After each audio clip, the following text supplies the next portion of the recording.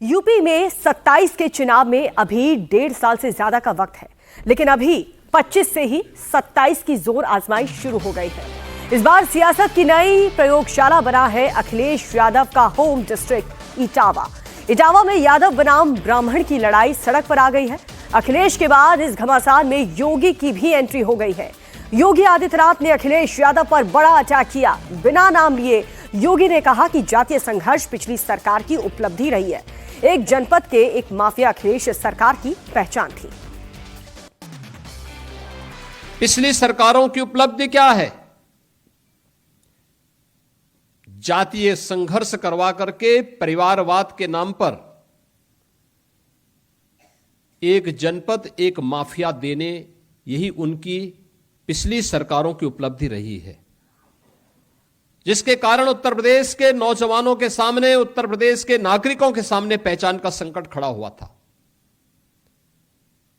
और आज उत्तर प्रदेश की विरासत पर गौरव की अनुभूति करने के लिए पहचान के संकट से डबल इंजन की सरकार ने आपको उभार करके वन डिस्ट्रिक्ट वन प्रोडक्ट दे करके उत्तर प्रदेश को उसकी विरासत से जोड़ने का काम किया है, जो उत्तर प्रदेश को एक नई पहचान दे रहा है, करोड़ों नौजवानों के लिए रोजगार के नए अवसर सृजित कर रहा है। तो इटावा में कथावाचक की जाति को लेकर के शुरू हुआ ये पूरा विवाद अब यादव वर्सेस ब्राह्मण हो चुका है। यादव संगठन ने इकट्ठा होकर के इटावा में उस ब्राह्मण गांव पर धावा बोल दिया जहां कथावाचक का अपमान हुआ था, क्योंकि कथावाचक अपनी जाति यादव बता रहा है। और अब इसी मौके को अखिलेश यादव ने दोनों हाथों से लपक लिया है। वो 2025 से 27 का खेल सेट कर रहे हैं। कैसे इटावा से साधा जा रहा है जाति का गणित और क्या है इसके पीछे की असली वजह, हमारी इस रिपोर्ट में देखिए।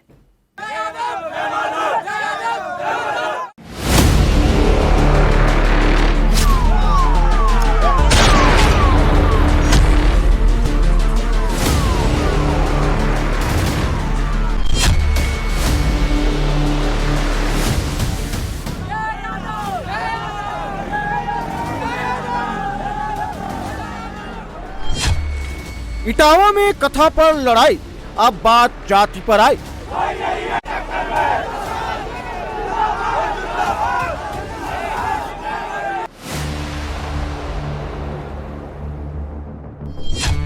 पंडित वर्सेस अहिर रेजिमेंट, किसने छेड़ा सेंटीमेंट?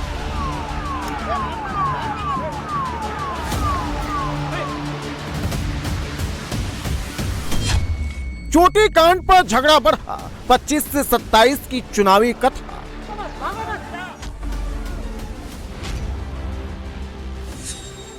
इटावा का विवाद भागवत कथा पढ़ने वाले की जाति से शुरू हुआ, फिर ये यूपी में यादव वर्सेस ब्राह्मण पॉलिटिक्स की विसात बन गया।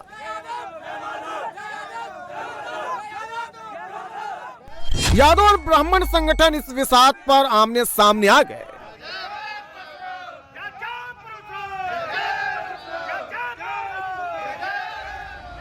लेकिन अब इस विसात का खेल सियासी हो चुका है और चाल चलने वाले खिलाड़ी भी मजे हुए सियासतदान हैं। 16 साल की उसकी चुटिया कट गई। 16 साल कितना समय लगता है? 16 साल की चुटिया कट गई, इतना दुखी था बेचारा वो। अब बताओ किसी की चुटिया काट दो तो कैसा महसूस होगा आपको? जाति रंग रूप इसको देने का काम किया और ब्राह्मण समाज पर बेबुनियाद आरोप लगा करके जनता को गुमराह करते हुए लगातार इस तरह की बयानबाजी की जो तथ्यात्मक रूप से बिना जानकारी के, बिना वहां के सही तथ्यों का परीक्षण किए हुई। इटावा में भागवत कथा पढ़ने और इसके जाति कनेक्शन के बहाने मिशन 2027 की पटकथा कैसे लिखी जा रही है, इसके बारे में आपको तफसील से बताएंगे। लेकिन सबसे पहले वो तस्वीरें देख लीजिए जिसने इस विवाद को हिंसक बना दिया, इटावा पुलिस को हथियार निकालने पर मजबूर कर दिया।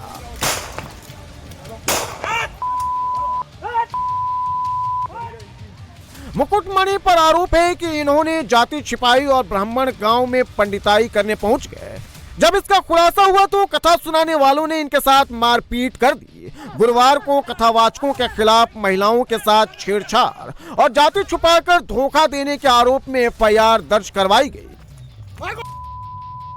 इसके बाद अचानक यादव समाज के लोगों ने थाने का घेराव किया, पुलिस पर हमला किया और उस गांव पर अटैक करने की कोशिश की, जिस गांव में यादव जाति के कथावाचकों के साथ बदसलूकी की गई थी। इटावा में अचानक से यादव संगठनों के करीब 2000 लोगों की भीड़ दादरपुर गांव पहुंच गई और जबरदस्त बवाल किया। पुलिस के पहुंचते ही प्रदर्शनकारी उनसे भिड़ गए। भीड़ ने पुलिस की गाड़ी पर पथराव किया। हंगामा बढ़ता देख सीओ और इंस्पेक्टर ने पिस्टल निकालकर प्रदर्शनकारियों को खदेड़ा।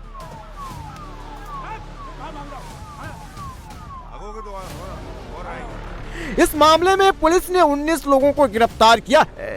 13 गाड़ियां सीज की गई हैं। आसपास के 4 गांवों में पुलिस आरोपियों को पकड़ने के लिए सर्च ऑपरेशन चला रही है। दादरपुर गांव में कई थानों की फोर्स तैनात की गई है। कल सुबह कॉलेज में गए थे तो दोपहर में उन लोगों ने ऑफिस में से उनको पकड़ा है, दोपहर में करीब 2-2:30 बजे से, और आज रात का मैटर दिखा रहे कि मैंने रात में पकड़ा है। कौन से कॉलेज में है, क्या करते हैं? लाला राम इंटर कॉलेज में प्रिंसिपल है वो। प्रिंसिपल है। हाँ। तो अहिर रेजिमेंट से जुड़ाव रहा है उनका कोई? वो यादवों का तो स्कूल ही है। अच्छा, स्कूल यादवों का है। हाँ। तो क्या तो आपके पति आए थे, क्या कह रहे हैं? पति से बात हो पाई आप? नहीं, हमारी नहीं हो पाई, हो ही नहीं पाई। कल से कुछ पता ही नहीं चला है कहाँ कैसे है, कहाँ रखे हैं। यहाँ से कॉल गई थी, हमको बुलाया था कि आ जाओ बात कराएंगे। यहाँ जब आए तो कुछ बात ही नहीं कोई कर रहा है। तो कितनी दूर पड़ता है कॉलेज यहाँ से? यहाँ से रैंक कितनी दूर है? होगा 20-22 किलोमीटर। 20-22 किलोमीटर दूर। तो क्या उनके कॉलेज के बाकी बच्चे भी यहाँ आए थे? नहीं, बच्चे नहीं है, स्टाफ है पूरा, 4-5 टीचर हैं। 4-5 टीचर हैं। हाँ, सभी को ले गए। सभी को ले गए? हाँ यादवों का वो कॉलेज है, उसमें वो टीचर हाँ, है। हाँ उसी में कॉलेज है। तो क्या किसी वो पार्टी से भी जुड़ा हुआ है कॉलेज? नहीं, हमें क्या पता है। वो तो वो प्रबंधक जाने, वो तो हम नहीं जानते हैं। प्रबंधक किसी पार्टी से जुड़ा हुआ है क्या? पता नहीं, हम नहीं बता सकते हैं। अच्छा, कोई वाहन उनका पकड़ा गया है यहाँ पे? बाइक पे आए थे, कार में आए थे, कैसे आए थे? नहीं, बाइक तो नहीं पकड़ी गई। बाइक नहीं पकड़ी गई। नहीं, गाड़ी से ले आई ना, फोर्स गया था ना पूरा। यूपी में 27 के चुनाव में अभी 1.5 साल से ज्यादा का वक्त है, लेकिन अभी 25 से ही 27 की जोर आजमाइश शुरू हो गई है। इस बार सियासत की नई प्रयोगशाला बना है अखिलेश यादव का होम डिस्ट्रिक्ट इटावा। इटावा में यादव बनाम ब्राह्मण की लड़ाई सड़क पर आ गई है। अखिलेश के बाद इस घमासान में योगी की भी एंट्री हो गई है। योगी आदित्यनाथ ने अखिलेश यादव पर बड़ा अटैक किया। बिना नाम लिए योगी ने कहा कि जातीय संघर्ष पिछली सरकार की उपलब्धि रही है। एक जनपद के एक माफिया अखिलेश सरकार की पहचान थी। पिछली सरकारों की उपलब्धि क्या है? जातीय संघर्ष करवा करके परिवारवाद के नाम पर एक जनपद एक माफिया देने, यही उनकी पिछली सरकारों की उपलब्धि रही है, जिसके कारण उत्तर प्रदेश के नौजवानों के सामने, उत्तर प्रदेश के नागरिकों के सामने पहचान का संकट खड़ा हुआ था। और आज उत्तर प्रदेश की विरासत पर गौरव की अनुभूति करने के लिए पहचान के संकट से डबल इंजन की सरकार ने आपको उभार करके 1 डिस्ट्रिक्ट 1 प्रोडक्ट दे करके उत्तर प्रदेश को उसकी विरासत से जोड़ने का काम किया है, जो उत्तर प्रदेश को एक नई पहचान दे रहा है, करोड़ों नौजवानों के लिए रोजगार के नए अवसर सृजित कर रहा है। तो इटावा में कथावाचक की जाति को लेकर के शुरू हुआ ये पूरा विवाद अब यादव वर्सेस ब्राह्मण हो चुका है। यादव संगठन ने इकट्ठा होकर के इटावा में उस ब्राह्मण गांव पर धावा बोल दिया जहां कथावाचक का अपमान हुआ था, क्योंकि कथावाचक अपनी जाति यादव बता रहा है। और अब इसी मौके को अखिलेश यादव ने दोनों हाथों से लपक लिया है। वो 2025 से 27 का खेल सेट कर रहे हैं। कैसे इटावा से साधा जा रहा है जाति का गणित और क्या है इसके पीछे की असली वजह, हमारी इस रिपोर्ट में देखिए।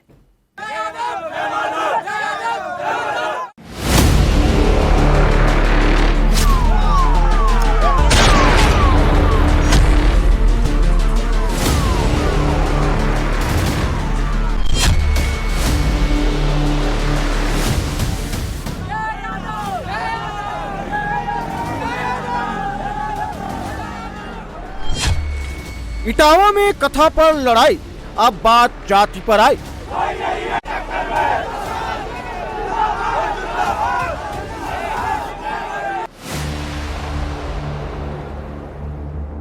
पंडित वर्सेज अहिर रेजिमेंट, किसने छेड़ा सेंटीमेंट?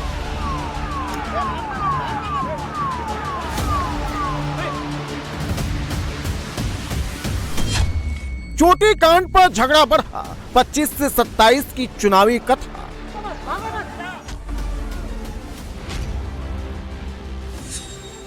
इटावा का विवाद भागवत कथा पढ़ने वाले की जाति से शुरू हुआ, फिर ये यूपी में यादव वर्सेस ब्राह्मण पॉलिटिक्स की विसात बन गया।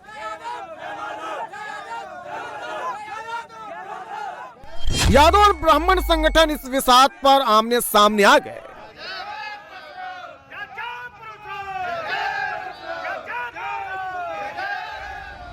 लेकिन अब इस विसात का खेल सियासी हो चुका है और चाल चलने वाले खिलाड़ी भी मजे हुए सियासतदान हैं।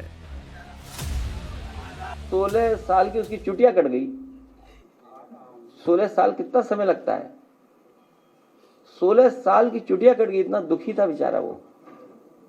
अब बताओ, किसी चुटिया काट दो तो कैसा महसूस होगा आपको? जाति रंग रूप इसको देने का काम किया और ब्राह्मण समाज पर बेबुनियाद आरोप लगा करके जनता को गुमराह करते हुए लगातार इस तरह की बयानबाजी की जो तथ्यात्मक रूप से बिना जानकारी के, बिना वहाँ के सही तथ्यों का परीक्षण किए हो। इटावा में भागवत कथा पढ़ने और इसके जाति कनेक्शन के बहाने मिशन 2027 की पटकथा कैसे लिखी जा रही है, इसके बारे में आपको तफसील से बताएंगे। लेकिन सबसे पहले वो तस्वीरें देख लीजिए जिसने इस विवाद को हिंसक बना दिया, इटावा पुलिस को हथियार निकालने पर मजबूर कर दिया।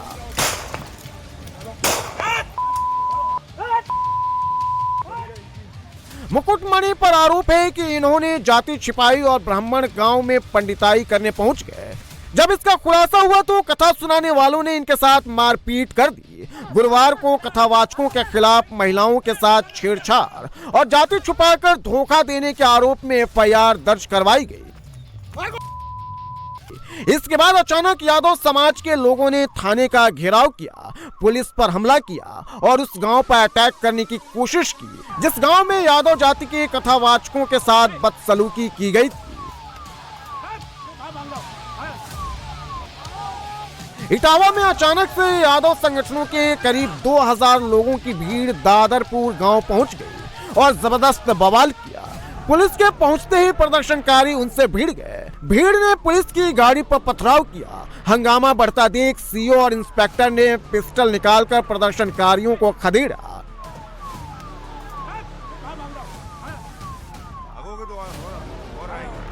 इस मामले में पुलिस ने 19 लोगों को गिरफ्तार किया है। 13 गाड़ियां सीज की गई हैं। आसपास के 4 गांवों में पुलिस आरोपियों को पकड़ने के लिए सर्च ऑपरेशन चला रही है। दादरपुर गांव में कई थानों की फोर्स तैनात की गई है। कल वो सुबह कॉलेज में गए थे तो दोपहर में उन लोगों ने ऑफिस में से उनको पकड़ा है, दोपहर में करीब 2-2:30 बजे से। और आज रात का मैटर दिखा रहे कि मैंने रात में पकड़ा है। कौन से कॉलेज में है, क्या करते हैं? लाला राम इंटर कॉलेज में प्रिंसिपल है वो। प्रिंसिपल है। हाँ। तो अहिर रेजिमेंट से जुड़ाव रहा है उनका कोई? वो यादवों का तो स्कूल ही है। अच्छा, स्कूल यादवों का है। हाँ। तो क्या तो आपके पति आए थे, क्या कह रहे हैं? पति से बात हो पाई आपकी? नहीं, हमारी नहीं हो पाई, हो ही नहीं पाई। कल से कुछ पता ही नहीं चला है कहाँ कैसे है, कहाँ रखे हैं। यहाँ से कॉल गई थी, हमको बुलाया था कि आ जाओ बात कराएंगे। यहाँ जब आए तो कुछ बात ही नहीं कोई कर रहा है। तो कितनी दूर पड़ता है कॉलेज यहाँ से? यहाँ से कितनी दूर है? होगा 20-22 किलोमीटर। 20-22 किलोमीटर दूर। तो क्या उनके कॉलेज के बाकी बच्चे भी यहाँ आए थे? नहीं, बच्चे नहीं है, स्टाफ है पूरा, 4-5 टीचर हैं।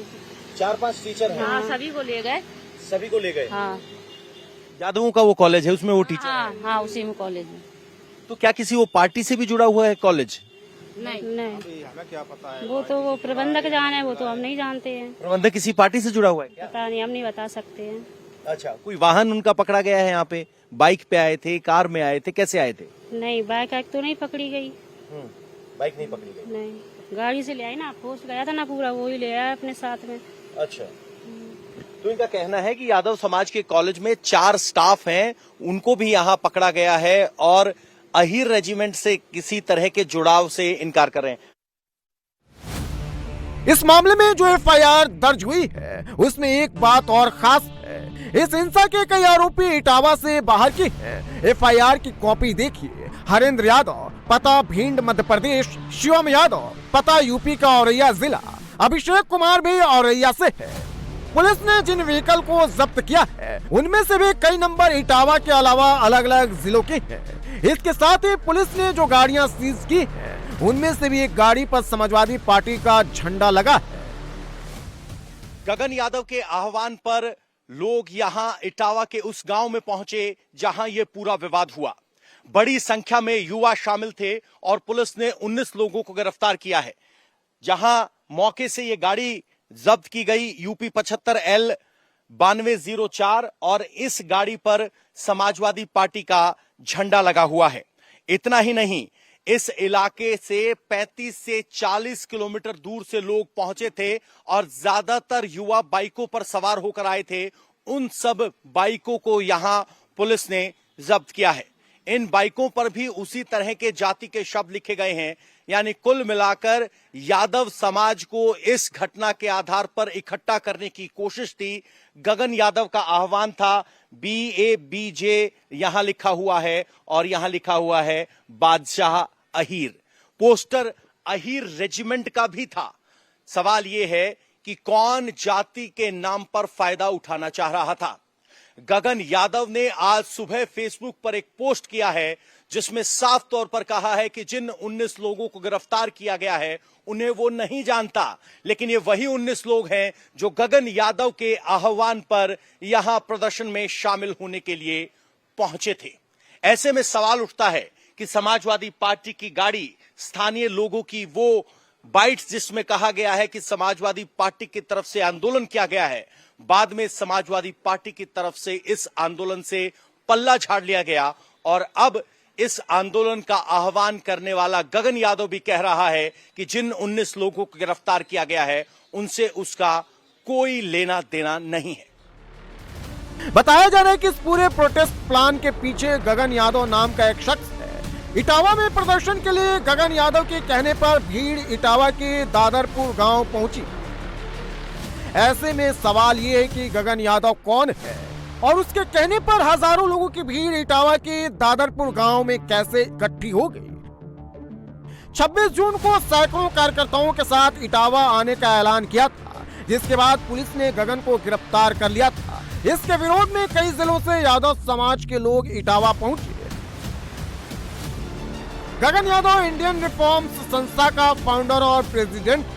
यह संस्था भी सेना में अहीर रेजिमेंट की मांग करती रही है। गगन यादव की सोशल मीडिया पर युवा नेता की छवि है।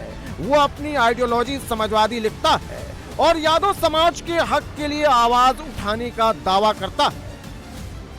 इटावा में कथावाचकों के समर्थन में कई यादव संगठन भी सड़क पर उतरे। इसमें से एक अहीर रेजिमेंट है, जिसे अहीर समाज के लोगों ने मिलकर बनाया है, जो हमेशा से भारतीय सेना में अहीर रेजिमेंट बनाने की मांग करता रहा है।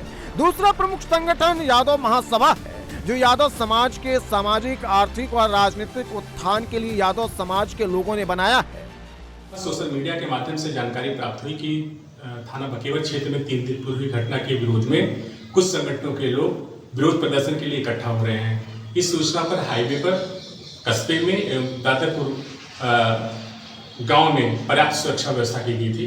लगभग 1:30 बजे के आसपास हाईवे पर काफी संख्या में लोग इकट्ठा हो गए थे, जिन्हें समझा बुझा करके डिस्कस किया गया।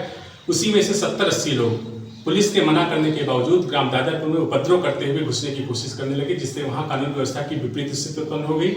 इस पर 19 लोगों को हिरासत में लिया गया है तो उनकी 13 गाड़ियां जब्त की गई हैं। इस संबंध में FIR पंजीकृत करके कठोर विधिक कार्रवाई की जाएगी। यादव समाज के लोग ब्राह्मण समाज के आरोपी लोगों के खिलाफ एक्शन लेने की मांग कर रहे हैं, तो दूसरी तरफ ब्राह्मण समाज भी कथावाचक पर जाति छिपाने और यजमान महिला से छेड़छाड़ का आरोप लगा रहा है। तो इटावा में इस वक्त जो हो रहा है वो विवाद आसानी से भी सुलझाया जा सकता है, क्योंकि पुलिस प्रशासन अपना काम कर रही है। लेकिन इस पूरे मामले को राजनीतिक रंग देने के बाद हालात और भी ज्यादा बिगड़ गए। अखिलेश यादव ने इस पूरे मामले को स्वर्ण और अपने एजेंडे PDA के बीच की सियासत लड़ाई बता दिया। अखिलेश ऐसा क्यों कर रहे हैं और यूपी की राजनीति पर इसका क्या असर पड़ेगा, इस रिपोर्ट में देखिए। दोनों पक्षों की अपनी डिमांड है। पुलिस भी सबूतों को जुटाकर तफ्तीश में जुटी है, एक्शन भी हो रहा है, लेकिन जाति पर भड़की इस आग में सियासी रोटियां भी गर्म हो रही हैं। अखिलेश यादव को जैसे ही पता चला कि मामला यादव बिरादरी से जुड़ा है, तो उन्होंने पूरी सच्चाई जानने का इंतजार नहीं किया, आधार कार्ड भी चेक नहीं किया, बल्कि उन्होंने यह मसला अपने एजेंडे में सवर्ण बनाम पीडीए से जोड़ दिया। लखनऊ बुलाकर कथावाचकों का सम्मान किया, उन्होंने हारमोनियम गिफ्ट किया, 51 हजार रुपए दिए।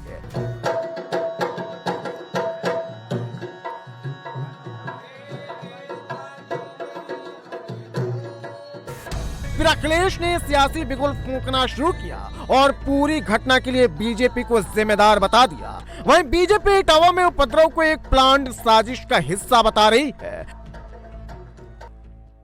क्या मुखर्जी जी को नहीं पता लग रहा ये सब बातें? फिर क्या है, वो कहते हम 4 बजे जग जाते थे। और सच्चाई ये है कि 2 डिप्टी सीएम ने सब करवाया गड़बड़। बताओ, 16 साल की उसकी चुटिया कट गई। 16 साल कितना समय लगता है? 16 साल की चुटिया कट गई, इतना दुखी था बेचारा वो। अब बताओ, किसी की चुटिया काट दो तो कैसा महसूस होगा आपको? बाल काट दो, वो तो बात हम कह नहीं रहे हैं कि कैसे पवित्र किया गया। बताओ, अगर ये बात सच है तो काहे कि हम विश्वगुरु हैं? क्या आपको ये लगता है दुनिया ये नहीं देख रही आपकी? क्या दुनिया नहीं देख रहा? दुनिया के लोग बैठे हुए नहीं देख रहे ये सब चीजें? दुनिया के लोग देख रहे हैं कि भारत में क्या हो रहा है। तभी तो ट्रम्प जी से बार बार खाते हो आप डांट। अगर ट्रम्प जी को पता लग जाए कि इटावा में ऐसा हुआ है तो समझ लो क्या होगा। सच बता रहा हूं मैं आपको। अगर वहां अमेरिका के राष्ट्रपति जी को पता लग जाए कि भारत में, बताओ क्या कर रहे हैं ये लोग, सोचिए क्या होगा।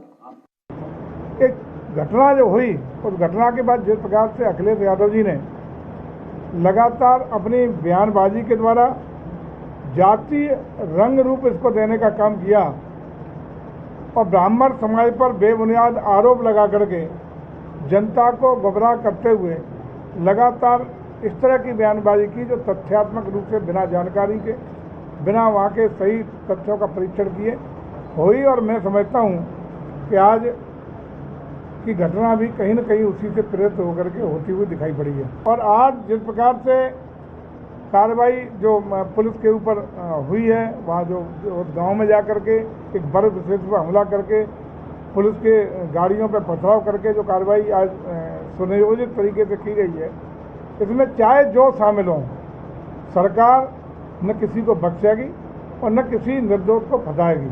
लेकिन जो अपराधी हैं उनको निश्चित रूप से हम लोग पूरी तरह पर्दाफाश करेंगे और पूरी तरह कठोर कार्रवाई करने का भी काम करेंगे। अखिलेश जानते हैं कि 2027 का विधानसभा रण अगर जीतना है तो जातीय गणित पर पकड़ बहुत जरूरी है। यूपी में सवर्ण 17 से 19% है, जिसमें ब्राह्मण 10% है। ओबीसी की बात करें तो 22 से 23% है, जिसमें 8% यादव है। अखिलेश ने पीडीए का राग अलापना इसलिए शुरू कर दिया क्योंकि वो यादव वोट बैंक की अहमियत जानते हैं, क्योंकि यही वोट बैंक उन्हें सत्ता दिलाने में अहम रोल रखता आया है। यूपी के 16 जिले यादव लैंड कहे जाते हैं। इन जिलों में समाजवादी पार्टी का स्ट्रॉन्ग होल्ड रहा है। इसमें हाथरस, फिरोजाबाद, कासगंज, एटा, मैनपुरी, फर्रुखाबाद, कन्नौज, इटावा, औरैया, कानपुर नगर, जालौन, झांसी, ललितपुर, हमीरपुर और महोबा जैसे जिले आते हैं। ये जिले दोआब और बुंदेलखंड में आती हैं। यहाँ के 47 विधानसभा सीटों में यादव निर्णायक भूमिका में है। इनमें से 5 सीटों पर 1 लाख से ज्यादा यादव वोटर्स हैं। 7 सीटों पर 50,000 से 1 लाख के बीच यादव है। 27 सीटों पर 25,000 से 50,000 के बीच है। सपा का इन सीटों पर दबदबा रहा है।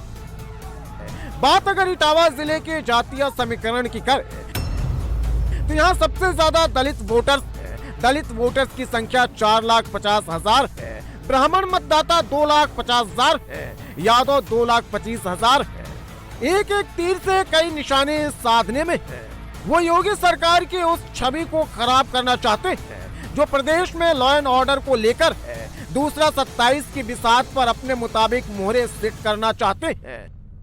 लोगों को बर्दाश्त नहीं हो पा रहा है कि 8 वर्ष से 9 वर्ष से आदरणीय मुख्यमंत्री योगी आदित्यनाथ जी बिना जातिगत विद्वेष के, बिना जातिगत दंगों के, बिना हिंदू मुस्लिम के दंगे के कैसे अपनी सरकार निर्बाध रूप से चला पा रहे हैं। ये लोग बर्दाश्त नहीं कर पा रहे हैं। उसके कारण से अलग अलग लोगों को प्रोत्साहित करने का काम करते हैं, बढ़ाने का काम करते हैं, जातिगत टिप्पणी करा करके लोगों को मोटिवेट करके, उकसा करके झगड़े कैसे हों, सांप्रदायिक सद्भाव प्रदेश का कैसे बिगड़े, इस पर लगातार कुछ लोग काम कर रहे हैं। जब उनकी दुकानें लगभग बंद जैसी हैं और कोई उनको पूछ नहीं रहा है तो चाहते हैं कि इस प्रकार का माहौल बने कि प्रदेश के अंदर स्थिरता पैदा हो। मुझको पूरा भरोसा है कि प्रदेश की जनता आदरणीय मुख्यमंत्री योगी आदित्यनाथ जी का, देश के कानून का भरपूर पालन भी करेगी, सम्मान भी करेगी, और कोई जातिगत विद्वेष अगर कोई पैदा होता है तो लोग उसको रोकने का काम करेंगे। इटावा का मामला पॉलिटिकल था या नहीं, लेकिन बना दिया गया। यह पूरा मामला बेकेवर थाना क्षेत्र के दादरपुर गांव का है, जहां 21 जून को एक भागवत कथा का आयोजन हुआ। कार्यक्रम में कथावाचक मुकुटमणि और संत सिंह कथा वाचन कर रहे थे। आयोजन के दौरान कुछ ग्रामीणों ने कथावाचकों की जाति को लेकर आपत्ति जताई। आरोप लगाया गया कि कथावाचकों ने खुद को ब्राह्मण बताकर कथा का आयोजन किया, जबकि वो किसी और जाति से है। इसी विवाद ने तुल पकड़ा और कुछ लोगों ने कथावाचकों के साथ मारपीट शुरू कर दी। अमानवीय व्यवहार किया गया। पुलिस ने कथावाचकों के साथ बदसलूकी करने के आरोप में 4 को अरेस्ट किया है और जांच के बाद कार्रवाई का भरोसा भी दिया है, लेकिन सियासी उबाल ने मामले पर हिंसा की आग जला डाली। अब पुलिस दोनों पक्षों पर नजर बनाए है और इटावा में कानून व्यवस्था बनाए रखने की पूरी कोशिश की जा रही है, लेकिन देखना यह है कि आगे दोनों पक्षों का रुख क्या रहता है। तो यूपी में कथावाचक की पिटाई के मामले ने तुल पकड़ लिया है। मामला सियासी हो चुका है, तो वहीं पंजाब और दिल्ली में मर्डर के बाद गैंग वॉर की आशंका तेज हो गई है। दरअसल पंजाब में गैंगस्टर की मां की हत्या कर दी गई, तो दिल्ली में गैंगस्टर के भांजे को मार डाला गया। पंजाब में गैंग वॉर की क्या है इनसाइड स्टोरी, क्यों जग्गू भगवानपुरिया की मां का मर्डर हुआ, देखिए स्पेशल रिपोर्ट।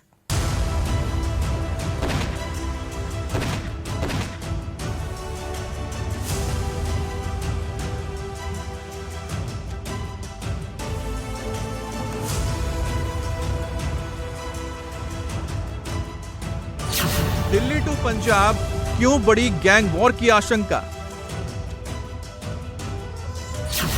पंजाब में गैंगस्टर की मां को किसने मार डाला।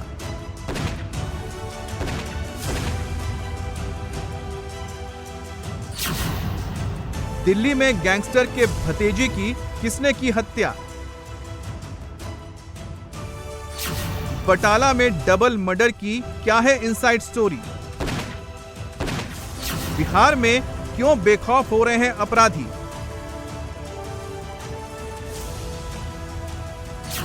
दिल्ली से लेकर पंजाब तक और पंजाब से लेकर बिहार तक अपराधी बेखौफ होते जा रहे हैं।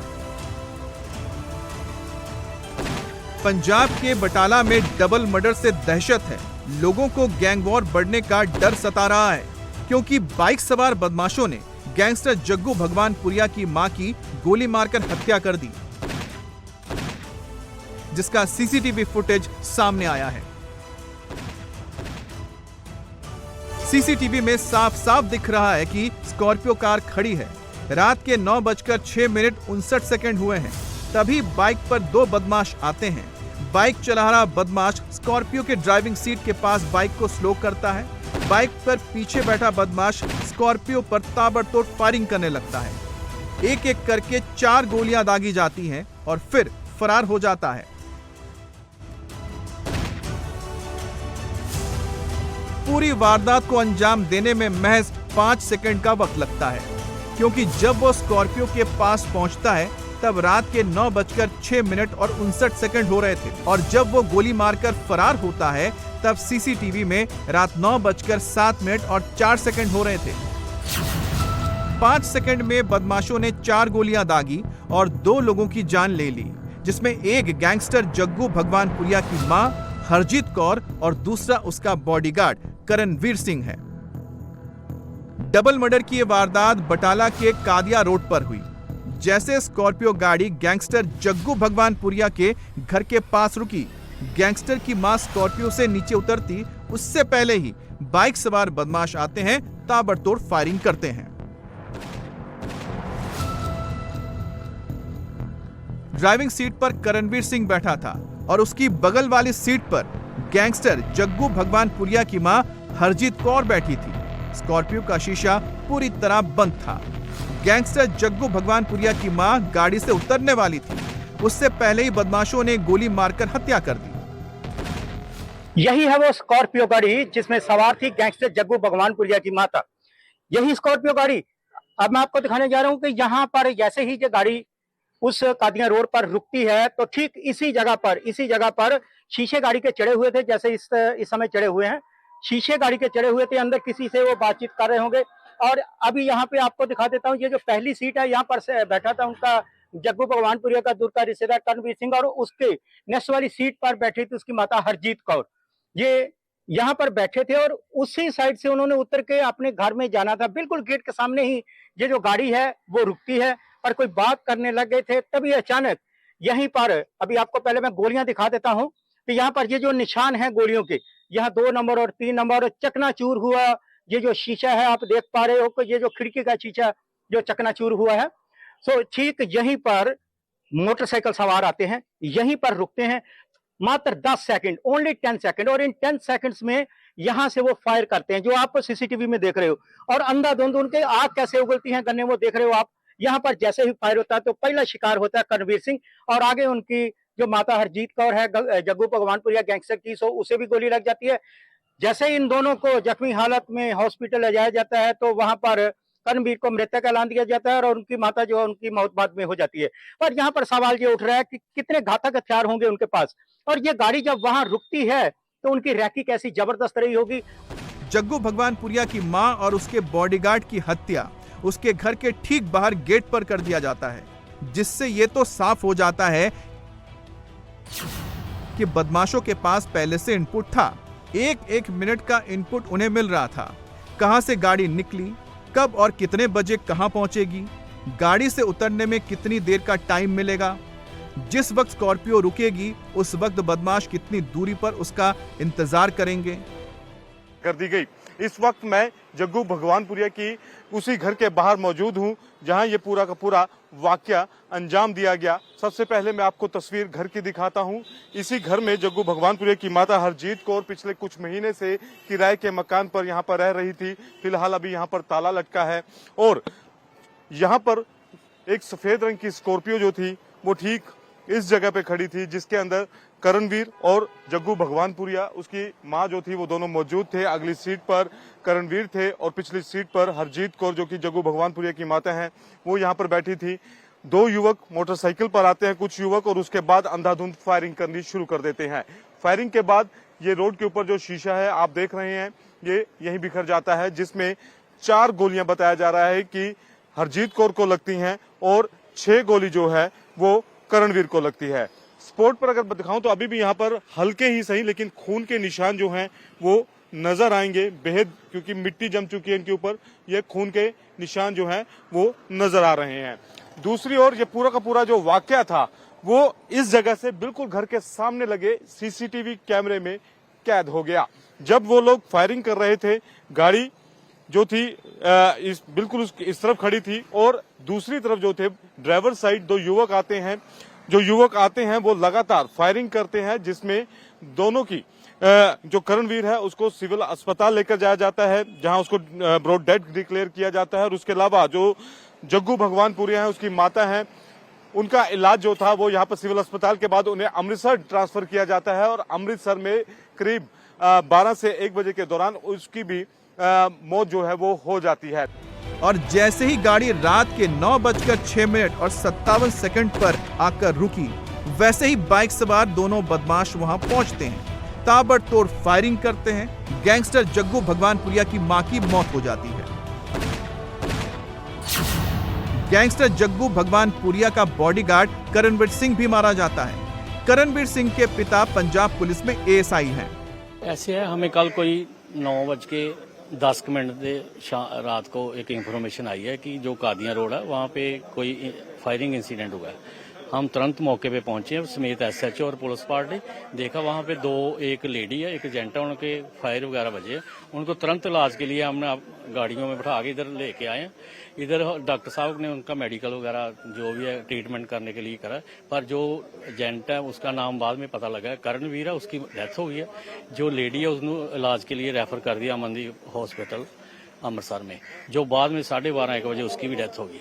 अभी इसके जो भी है, जो करणवीर जिसकी डेथ हुई है, उसके फादर के बयान पे हमने 185 नंबर FIR थाना सिविल में 2 अननोन व्यक्तियों के ऊपर FIR दर्ज करी है। बाकी जो भी कार्य अभी पोस्टमार्टम करा रहे हैं, बाकी जो इन्वेस्टिगेशन चल रही है, जो आया आपको बताएंगे। कितना राउंड फायरिंग जो है वो हुई है इस बारे तो अभी नहीं, अभी कर रहे हैं डॉक्टर साहब, पोस्टमार्टम करते हैं, फिर पता चलेगा अभी कितने गैंग रिवाइवरी है, क्या है ये अभी तक? इसके बारे इन्वेस्टिगेशन चल रही है, जब भी पता चलेगा फिर बताएंगे। अभी बम्बीहा ग्रुप के कुछ मेंबर्स उन्होंने सोशल मीडिया पे पोस्ट डालकर इसकी जिम्मेवारी ली है कि ये हमने करवाया। नहीं, इसके बारे इन्वेस्टिगेशन कर रहे हैं, जब इन्वेस्टिगेशन में आएगा फिर हम आपको बता देंगे। हाँ जी। तो क्या किसी कोई अभी पकड़ा भी है, या जो CCTV सामने आए थे उसके अलावा कोई चल रहा है, इन्वेस्टिगेशन चल रही है। कोई और CCTV भी सामने आई है? इन्वेस्टिगेशन चल रही है, बाद में बताएंगे इन्वेस्टिगेशन बारे, तो अभी तो कुछ भी नहीं बता सकते। हाँ, पार्ट है ना उसका। तो सर किस धारों में जो है BNR की जो मामला दर्ज किया गया? मामला दर्ज किया है 103 BSN है, जो कत्ल का मामला दर्ज करे, अननोन 2 व्यक्तियों के ऊपर किया है। बाकी इन्वेस्टिगेशन में जो आएगा वो बाद में आपको बता देंगे। तो ये थे DSP परमवीर, जिनका ये कहना है कि अभी जांच चल रही है और इतनी जल्दी कुछ भी कहना। इस पूरी वारदात की जिम्मेदारी बम्बिया गैंग से जुड़े कुख्यात गैंगस्टर डोनी बल, बिल्ला मंगा, प्रभु दासूवाल और कौशल चौधरी ने ली है। उसने सोशल मीडिया पर जिम्मेदारी लेते हुए लिखा है, सत श्री अकाल मेरे सभी भाइयों को।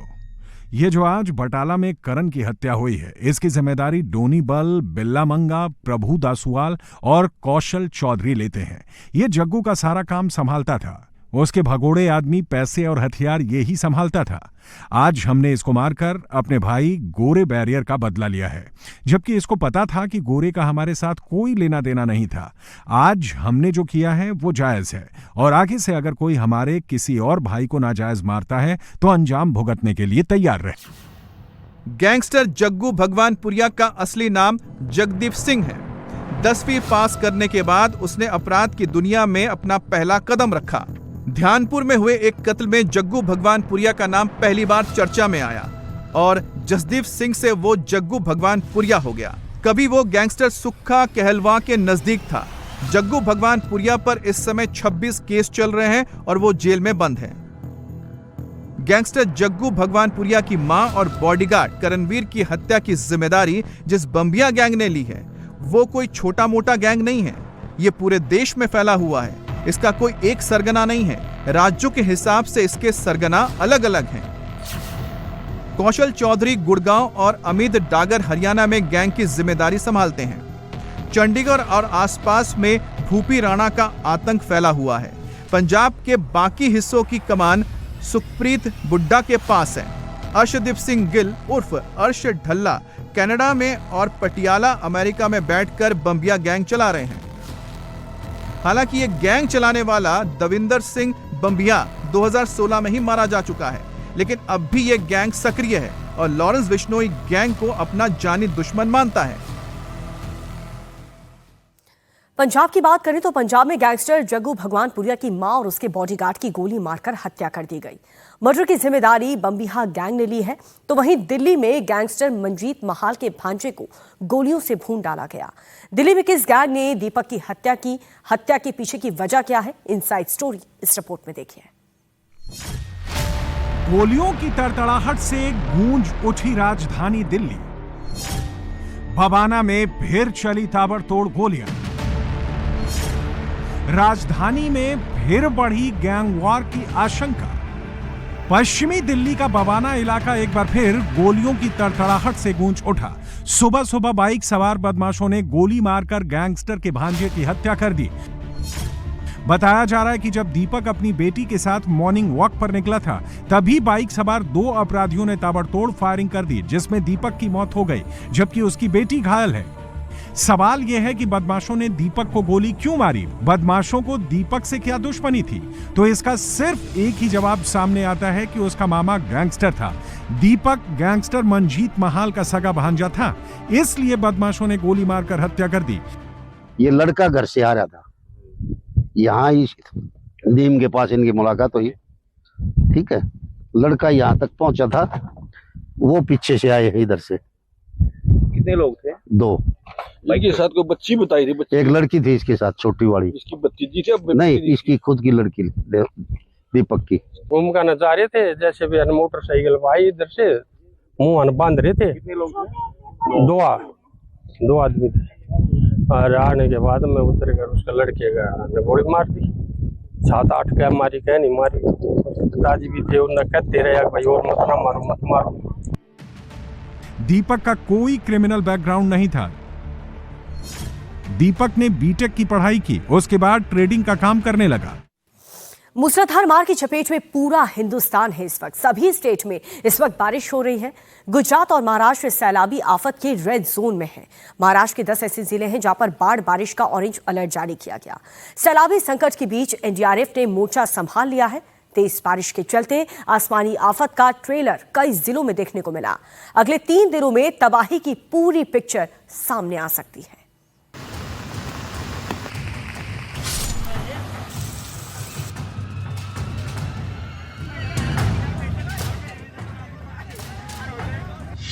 बादलों का ब्लास्ट, सैलाब का सेंटर महाराष्ट्र।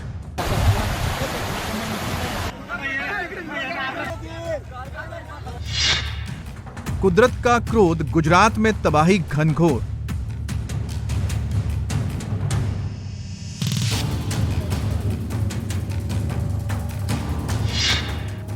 शहर शहर सैलाब, जून में मूसलाधार जलजला।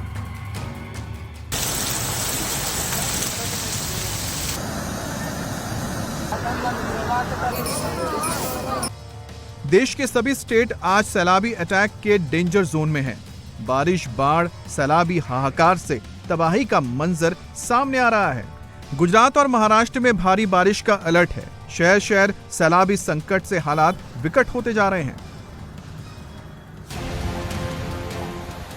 महाराष्ट्र के वर्धा में यशोदा नदी के तेज धार में 3 स्कूली बच्चों की जान फंस गई।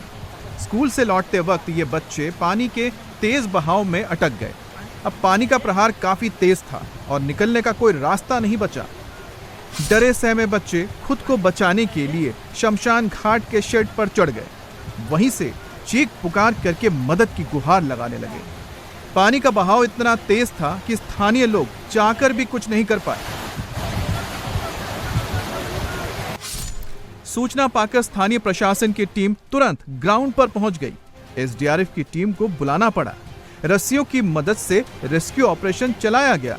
काफी मशक्कत के बाद तीनों बच्चों को सुरक्षित बाहर निकाल लिया गया।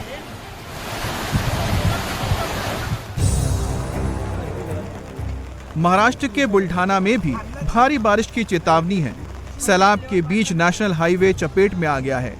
पानी का तेज प्रहार सड़क के ऊपर से बहने लगा, जिसके चलते भारी भरकम गाड़ियां सैलाब में फंस गई।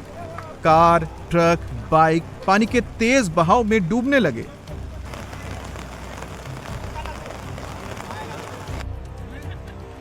भारी बारिश के चलते यहां हालात विकट बने हुए हैं। पिछले 4 दिनों से मूसलाधार बारिश हो रही है।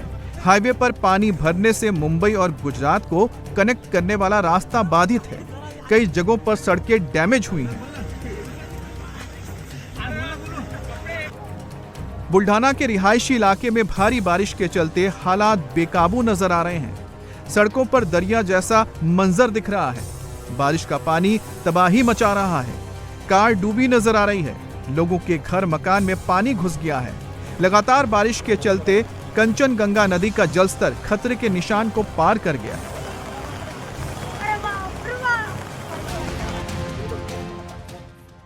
महाराष्ट्र में भारी बारिश के चलते ज्यादातर नदियां उफान पर हैं। भीमा और नीरा नदियों का जलस्तर लोगों को डरा रहा है। बाढ़ के विकराल तांडव से निचले इलाके डूब चुके हैं। मंदिर घाट सैलाब की भेंट चढ़ चुके हैं। घाट की सीढ़ियों पर दरिया बह रहा है। मंदिर के अंदर पानी घुस गया है और लोगों को निचले इलाकों से दूर रखने का अलर्ट है। पुलिस प्रशासन की टीम नदी के किनारे जाने से बचने की अपील कर रही है। महाराष्ट्र के वाशिम में 24 जून से भारी बारिश हो रही है, जिसके चलते कई गांवों से संपर्क कट गया है। वाशिम में सैलाबी आफत के बीच फंसे लोगों को बचाने के लिए युद्ध स्तर पर रेस्क्यू चलाया गया। वाशिम में सड़कों पर जल भराव है, बारिश का पानी निचले इलाकों को डुबो रहा है। महाराष्ट्र में भारी बारिश की चेतावनी के बाद एनडीआरएफ एसडीआरएफ की टीम अलर्ट मोड पर है। मुंबई, पालघर, ठाणे, रायगढ़, वाशिम में येलो अलर्ट है, जबकि बुल्ढाना, वर्धा, रत्नागिरी और कोंकण रीजन में भारी बारिश से हालात बिगड़ते जा रहे हैं। तो गुजरात में बारिश बाढ़ से सबसे ज्यादा हालात खराब नजर आ रहे हैं। वलसाड, नवसारी में हालात आउट ऑफ कंट्रोल हो चुके हैं। 5 दिनों की बारिश ने सूरत सिटी को पूरी तरह से ठप कर दिया है। बारिश का पानी भरने से सूरत में सैकड़ों जो फ्लैट्स हैं वो डूब गए हैं। सोसाइटी में समंदर जैसा मंजर देखने को मिल रहा है। 12 जिलों में अगले 2 दिनों के लिए भारी बारिश का अलर्ट है।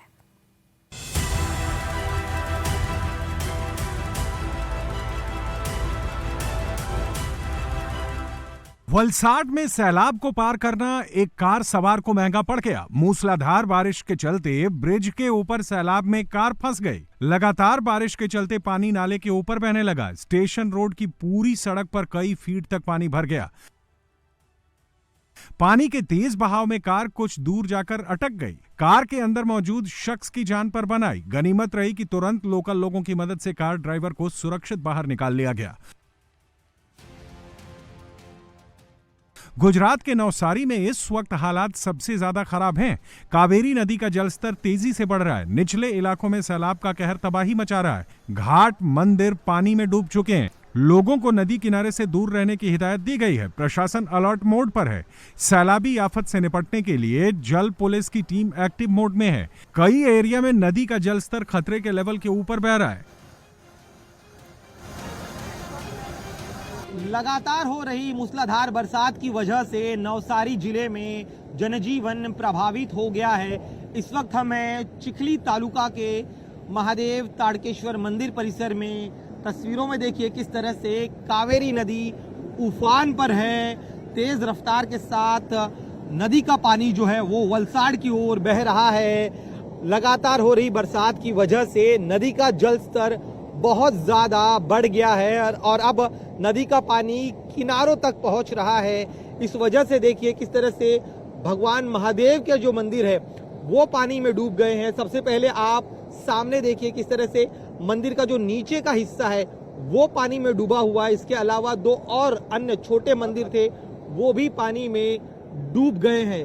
ये स्थिति न सिर्फ इस जगह की है बल्कि किनारे पर बसे लगभग हर जगह पर इसी तरह से जो किनारे पर है वो पानी के संपर्क में आने से पूरी तरह से डूब गए हैं। साथ ही में पानी के इस तेज बहाव को देखिए ये बेहद खतरनाक हो सकता है और इसीलिए प्रशासन की ओर से कहा गया है कि कोई भी नदी किनारे न जाए। खास तौर पे कावेरी का जो तट है उसके किनारों से दूर रहे, कोई अप्रिय घटना ना हो। इसीलिए जीआरडी के जवानों को तैनात किया गया है। बड़ी संख्या में रोजाना लोग यहाँ पर आते हैं। पिछले 24 घंटे में जिस तरह से तेज बरसात हुई है उस वजह से नदी पूरे उफान पर है और इसीलिए लगातार प्रशासन की तरफ से कहा जा रहा है कि कोई भी व्यक्ति नदी के किनारे न जाए। नदी के किनारे जाना बेहद जानलेवा हो सकता है। सूरत में इस वक्त बारिश नहीं हो रही, लेकिन पिछले 4 दिनों से हुई बारिश से शहर के कई इलाके डूब रहे हैं। पानी के साथ साथ मलबे का अंबार लग गया है। गंदे पानी के जमाव से निचले इलाके डूब रहे हैं और बीमारियों का खतरा मंडरा रहा है। सूरत में बरसात तो रुक चुकी है लेकिन खाड़ी के किनारे रहने वाले लोगों की समस्या अभी तक खत्म नहीं हुई है। इस वक्त हमें पर्वत पाटिया इलाके में और ये पिछले 4 दिनों से पानी में पूरा इलाका डूबा हुआ है। इस सोसाइटी में रहने वाले लोग मजबूर हैं इस गंदे नाले के पानी से बाहर निकलने के लिए। पानी से घुटने भर पानी से गुजरते हुए बाहर निकलना पड़ता है।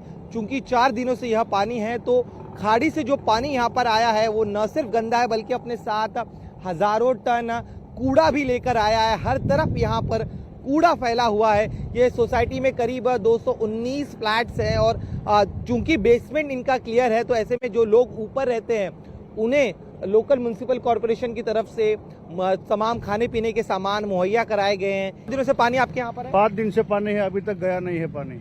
आपके यहाँ पे पानी क्यों आता है? ये खाड़ी के वजह से पानी आता है। अच्छा, कितने घर है वहाँ पर, कितने फ्लैट्स हैं? वहाँ पे घर है कम से कम 150 घर है, 14-15 फ्लैट है। अच्छा। सूरत सिटी में पानी निकालने के लिए पंप की मदद ली जा रही है। कई सोसाइटी दरिया में तब्दील नजर आ रही हैं। सैकड़ों फ्लैट सैलाब में डूबे हैं। गंदे पानी के बीच से लोग आवाजाही करने को मजबूर हैं। सूरत में आज मौसम के डबल अटैक का अलर्ट है। बारिश के साथ साथ हाई टाइड की चेतावनी है। इस वक्त हमें सूरत के खाड़ी क्षेत्र में, ये सामने मीठी नदी है और इस मीठी नदी के दोनों तरफ आप देखेंगे तो घनी आबादी है। सूरत शहर तापी नदी के तट पर बसा है। जब भी मॉनसून के दौरान मूसलाधार बरसात होती है तब तापी नदी का जल स्तर बढ़ जाता है और इस वजह से बाढ़ आने की संभावनाएं भी बढ़ जाती है। इसके अलावा ऊपरी इलाकों में होने वाली मूसलाधार बरसात का पानी भी इसी तरह से खाड़ी से गुजरता है। साथ ही में अन्य कई कारण हैं जो एक बड़ी वजह है यहाँ पर बाढ़ की। स्थानीय प्रशासन के मुताबिक तटों पर बड़े पैमाने पर एनक्रोचमेंट किया गया है। साथ ही में इस बाढ़ की स्थिति के लिए कुछ हद तक आम लोग भी जिम्मेदार है। इस समय आप देखिए कि जिन जगहों पर यहाँ जल भरा हुआ है वहाँ पर प्रशासन की तरफ से बड़े बड़े पंप्स लगाए गए। सामने आप इस एक पंप को देखिए, बगल की बस्ती है वहाँ पर जो पानी भरा हुआ है उसे निकालने के लिए यह पंप लगाया गया है। साथ ही में दाईं तरफ मैं मेरे सहयोगी से चाहूँगा कि वो भी आपको दिखाएं कि यहाँ पर एक बड़ा पंप लगाया गया है। इस दाईं तरफ के पंप से भी यहाँ पर पानी निकाला जा रहा है ताकि ये जो सोसाइटी पिछले 4 दिनों से पानी में डूबी हुई है उसे साफ किया जा सके। इसके अलावा अब ये जो खाड़ी है, ये खाड़ी अब इस दिशा में बहती है, तो अब इस दिशा में भी दाईं तरफ अगर आप देखेंगे तो यहाँ पर भी एक सोसाइटी है जहाँ पर पानी भरा हुआ है, तो अब वहाँ पर भी बड़े बड़े पंप लगाए गए हैं और उसे निकाला जा रहा है। गुजरात के 12 जिलों में आसमानी आफत की चेतावनी है। अगले 2 दिन भारी पड़ने वाले हैं। बनासकांठा, कच्छ, पाटन और आसपास के जिलों में भारी बारिश का रेड अलर्ट है। एनडीआरएफ, एसडीआरएफ और लोकल पुलिस प्रशासन अलर्ट मोड पर है। सूरत, वलसाड़, नवसारी, अमरेली में भी चेतावनी जारी की गई है। नॉर्थ से साउथ तक बदलते वेदर से गदर मचा हुआ है। पहाड़ी इलाकों में चट्टानों का प्रहार खौफ पैदा कर रहा है। केदारनाथ रूट पर ट्रैफिक ठप हो चुके हैं। फंसे लोगों को जंगलों के रास्ते रेस्क्यू किया जा रहा है। हिमाचल और जम्मू कश्मीर में बादल फटने से 8 लोगों की अब तक मौत हो चुकी है। धर्मशाला में मलबे के भीतर अभी भी फंसे हुए मजदूरों की तलाश की जा रही है।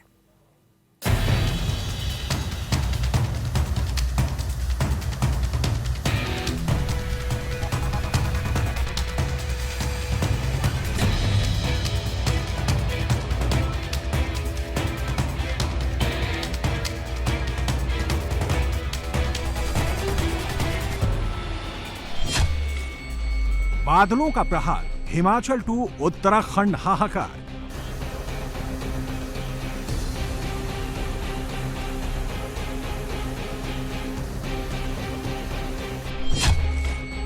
केदारनाथ रूट पर तबाही, पहाड़ तोड़ आफत से बड़ी लड़ाई।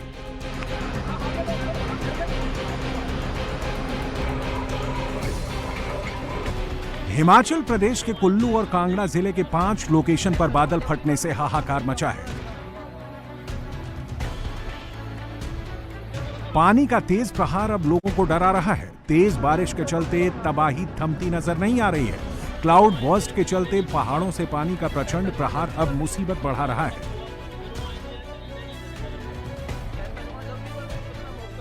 धर्मशाला में अभी भी लापता जिंदगियों की तलाश में रेस्क्यू जारी है। धर्मशाला में पावर प्रोजेक्ट पर काम कर रहे मजदूरों की तलाश में राहत बचाव चल रहा है। पहाड़ों के मलबे में दबी 5 डेड बॉडी अब तक मिली हैं। 20 से ज्यादा मजदूरों के बहने की रिपोर्ट थी।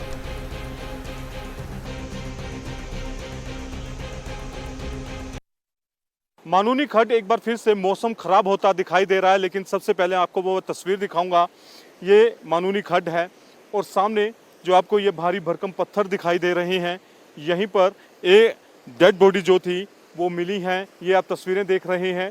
ये मैं आपको इस समय टॉप एंगल से तस्वीर दिखाने की कोशिश कर रहा हूँ। आगे बिल्कुल रास्ता जो है वो ख़त्म हो चुका है और बादल जो है उन्होंने एक बार फिर से अपना डेरा यहाँ पर जमा लिया है। इतना तेज़ पानी था कि अब सिर्फ तारें ही बची हैं और जो यहाँ पर लकड़ी के फट्टे लगे थे वो इस तमाम के तमाम फट्टे जो हैं वो बह चुके हैं और हर जगह आपको तबाही का मंजर दिखाई देगा। ये पुल आप देखिए, इसके ऊपर भी ये पानी जब तेज़ गति से बहा है तो उसके ऊपर अभी भी ये रेत के आपको निशान नज़र आ रहे हैं। यहाँ पर आपको ये पत्थर नज़र आ रहे हैं और यकीन मानिए यहाँ से जो खड्ड है वो काफ़ी नीचे है, तो आप समझ सकते हैं कि पानी कितनी ऊपर तक आ गया था। सारी भरकम जेसीबी की मशीन है और उसके पीछे आप देखेंगे तो रोड रोलर भी दिखाई देगा जो इस पानी के इतना तेज बहाव था कि उस ताश के पत्तों की तरह इसे भी बहाता हुआ अपने साथ ले गया। और तस्वीरें आप देखेंगे तो हैरान रह जाएंगे, जिस सड़क पर ये खड़े हैं अब वो सड़क नहीं बची बल्कि सड़क खुद एक मलबे के ढेर में तब्दील हो चुकी है। मनाली में ब्यास नदी के तेज बहाव से भारी तबाही हुई है। नदी किनारे बने घर, मकान, दुकान डैमेज हो गए। पहाड़ों से फ्लैश फ्लड के चलते हालात भयावह नजर आ रहे हैं। मंडी में भी ब्यास नदी का जलस्तर तेजी से बढ़ रहा है। पंडोर डैम से पानी छोड़े जाने के चलते नदी उफान पर है। पंचवक्त मंदिर के पास तक पानी पहुंच गया है। प्रशासन ने अलर्ट जारी किया है। लोगों को निचले इलाकों से दूर रहने की हिदायत दी है।